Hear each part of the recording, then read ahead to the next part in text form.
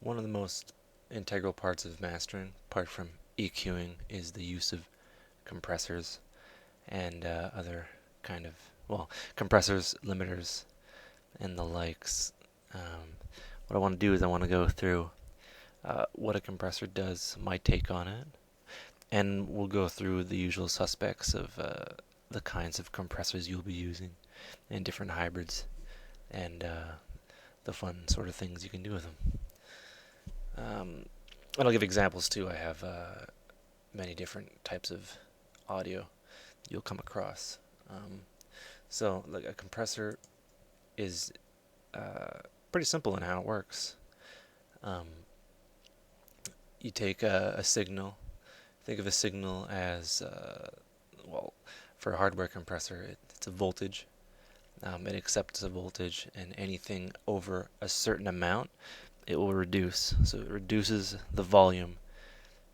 You'll notice if you've ever seen a waveform, my R's and then my P's, right, have a different kind of dynamic range, a different type of loudness.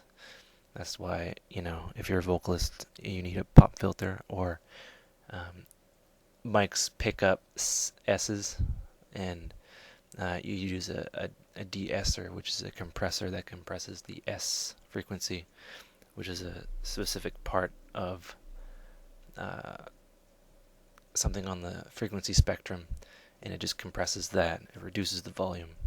Now, how much the volume is reduced, you select with the threshold. Once a piece of audio, we'll turn off makeup, we'll get to that later. Once a piece of audio gets over a certain threshold, you can see it on here. If you pull the threshold down, it'll reduce it, leaving the sounds that are quieter, leaving them alone. And you can see the gain reduction here. And you can kind of see what the compressor is doing here. This is called the knee, by the way. So a ratio of 1 does absolutely nothing. It's a 1-to-1 ratio. So it doesn't really do anything. 2-to-1. You see how much it takes out, and you can keep on going. So everything above it gets harder and harder squished. It gets squished harder and harder till you get an extreme. It's an infinity to 1. So everything over there gets squished indefinitely, and there's no kind of give. And you can see the knee, right? You can have a soft knee, but you can the knees we'll get into later. It doesn't make a difference when you're at an infinite ratio. But this is good for, say, this kind of material. Kind of reducing the loud parts. So in your mix at the end, you have more headroom. The human ear can't hear a lot of changes in volume. It's just the way our ears are built. I don't know the science behind it, but the fluctuations are called transients, going from quiet to loud. The ear can't pick up on it as well as you might see on your spectrum. You see, there's a lot of dynamic range from like right before here to this sound, right? So yeah, the gain reduction. That's basically the threshold and gain reduction. We have an attack. So what I'll do is I'll just set that to there. The attack is the delay between the loudness happening and the compressor taking effect, the gain reduction happening. So what we can do, we can move the attack to around, I guess, 15 milliseconds for the sake of argument. We'll do this on another kind of track. You can hear it better. So you have a kick, right? What you want is you want to get rid of a lot of the low end, or you want to reduce the sound of the kick. This is good for like acoustic drums. This is the thing. This is the kind of thing that they do. What they do is they want to get rid of the main meat of the drums slightly, but still have this snap. So what you do is you have the attack before the compressor takes effect, right? So you're getting the click. If you have that at there's no attack. It just reduces all the volume. So that there's a delay between the compressor taking effect and the peak that it detects. So yeah, usually this would be absolutely nothing higher than whatever you're getting through. Does it act more as a limiter, which we'll get into later. So everything above the ratio of 36 decibels, which I'm not sure how much voltage that is. I will say, yeah. So I don't know. I won't get into the voltage part anymore. It's kind of confusing, even for me. Right. The release is the amount of time. So the threshold in the gain reduction goes back to normal. So we can have a fast release or a slow release. So the gain takes a while for it to go back to normal. And I'll show you that now. Look at that. Right? We can set it to 3 seconds. So there's no reduction. There's reduction going on. Even if like there's no more sound, the reduction and the gain is still down. Like picture like a little elf kind of turning the volume down as the peaks are hitting. It's basically just an automatic volume reducer guy. And yeah, so you use a combination of the attack, release, and the ratio. A lot of compressors, older compressors and like hardware ones, non-digital, we'll say non-digital, have fixed ratio rates. So you'd have a 1-to-1 or a bypass, and then you'd have 2-to-1, and then I don't know, 4-to-1, 6-to-1, and then they wouldn't have infinite unless it was a peak limiter, which we'll get into later. And the knee is the amount of reduction happen, like how fast the reduction takes place after the sound goes over the threshold that you set it to. Right, so we have the peak. The peak limit would just be what the real time peaks you would hear. So this is a peak, this is a peak, but they're at different velocities. We'll say that, right? So you can see the dynamics of this. But with that's peak. So with RMS is real time. Root means square. Yeah, root means square. So it's like basically a mathematical math thing that takes the average of the velocity of the average of the voltage and evens it out, so it's more of what a human ear would hear.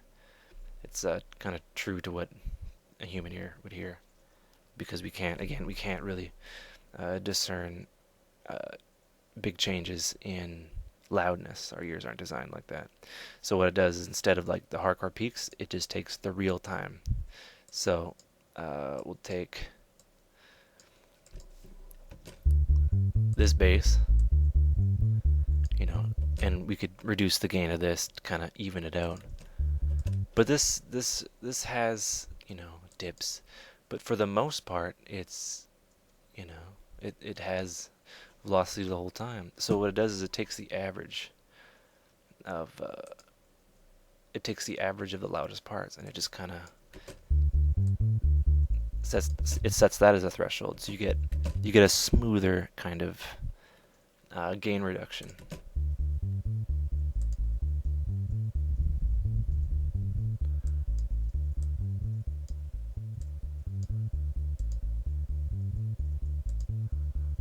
it's great for vocals and the likes. Here, I'll show that to you on.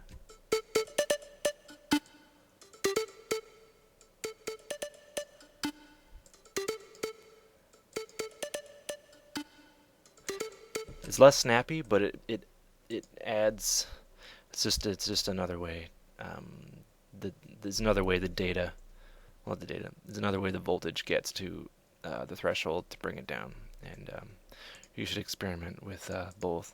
RMS is used by like audiophile people, and it was pioneered by some engineer, but a lot of the times it's peak because that's more traditional, and that's how compressors really work in the real world, in like the hardware world, from like the 60s through the 80s through the 90s.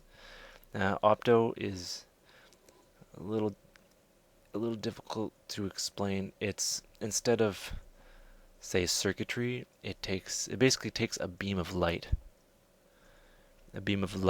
and it takes the voltage of the input, converts it to light, and the light shines through something, and yeah, that makes it more of like a snappier kind of threshold.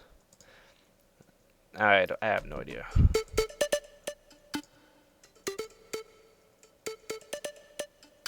Is this a different flavor? I'm not an expert on optical compression or optical compression, but yeah, it kind of, who knows? It's good for mastering because it's more real time, it's more snappy, and there's the IK multimedia optical compressor is really good, but that's for mastering. Uh, Compressors have more or less. There's a bunch of models, but there's feed forward. There's two forms of feed forward and then feedback compression. That's the way the circuitry is laid out. Feed forward is more of like a modern kind of compression. It takes the signal, splits it up, and it sidechains it within it. So you could think of sidechaining as that. And feedback, I'm not sure how that works. Feedback, some do the circuitry. Not an expert, again. Feedback is old school. Feed forward is modern. So you'll hear.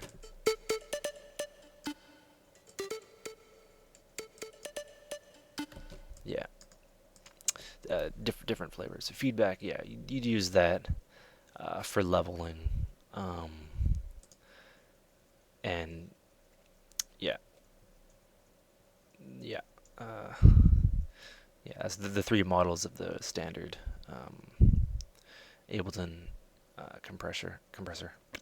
Um, look ahead, it's not actually telling the future. It is in this, but what they would do is they would input a signal into the hardware compressor and then delay it, like between 1 and 10 milliseconds, add a delay so the compressor would act sooner. It would have an attack, super fast attack or super slow attack, and it would attack before the input sound would cause the gain reduction. And it's used if you kind of want to offset the compression. It's kind of useful for limiting,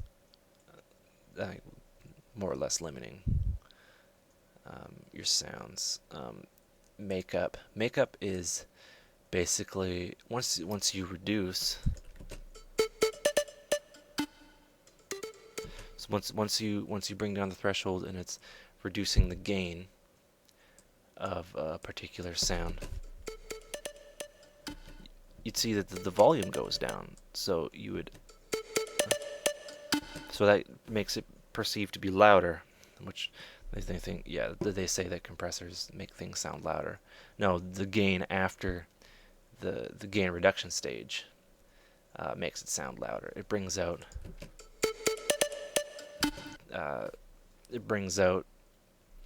what was reduced, so you get like the lower sound, like the quieter sounds become louder in a sense, and you'd have to do that say if you have a guitar track on like an oldie compressor, if you're lucky enough to get one, you bring the threshold down, the gain reduction down, set your attack and release, and it would um, make it quieter, but kind of clean up the dynamic range. You'd boost the volume, and it would sound louder, and it would sit in the mix better, and it would sit with your drums and stuff like that. So makeup is gain, and that's all it is, really, as opposed to gain reduction.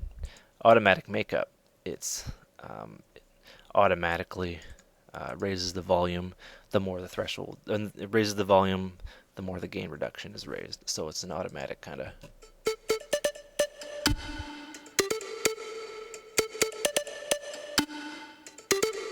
But it's not as clean as I would recommend just for having more control over your compression if you're using Ableton's compressor or the compressor in your DAW. Turn off automatic makeup. It makes your mix sound better. It makes it you're less uh, you have less of a compulsion to make it loud while not meaning to. Um, you won't like overdrive the plugin by accident. It's more of you have more control.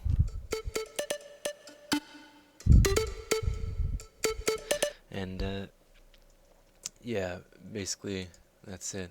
Sidechaining, we'll get into sidechaining later. Sidechaining is more of a mixing technique. Instead of the, I'll just explain it now. Instead of the the signal from the track you're compressing going into the compressor, they would have line-ins on the back.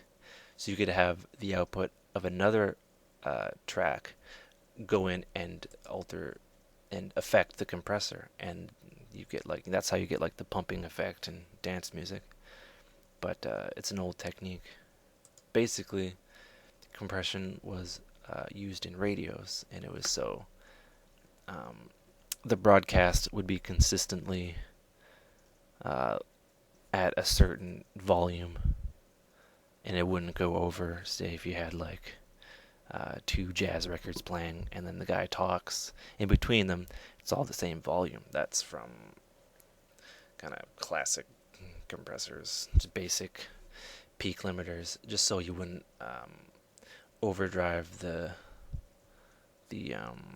output radio signal. Yeah, but yeah, now it's used for uh,